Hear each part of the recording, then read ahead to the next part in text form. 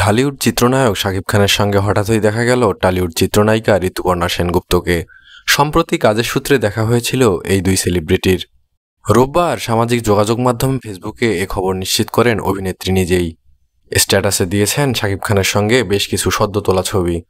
Post করা এসব ছবি দেখে অবাক হয়েছেন নেটিজেনরা। হঠাৎ কেন একসঙ্গে দুই বাংলার জনপ্রিয় এই দুই অভিনয় শিল্পী? রায়হান রাফি পরিচালিত তুফান সিনেমায় অভিনয়ের জন্য এই মুহূর্তে কলকাতায় অবস্থান করছেন শাকিব। অন্যদিকে দাবারু সিনেমার প্রচারণায় ব্যস্ত রয়েছেন ঋতুপর্ণা।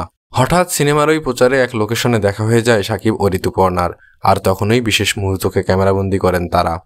শাকিব প্রসঙ্গে ঋতুপর্ণা বলেন, শাকিব আমার ভালো বন্ধু, কলকাতায় এলে আমাদের দুজনেরই দেখা সাক্ষাৎ হয়। এবার কাজের ব্যস্ততায় দেখা করার সুযোগ হচ্ছিল না, সিনেমার প্রচারে এসে বন্ধুর সঙ্গে দেখা হয়ে গেল। প্রসঙ্গত শাকিব ঢালিউডে অভিনয়শিল্পী হলেও টালিউড সিনেমায় বেশ জনপ্রিয়।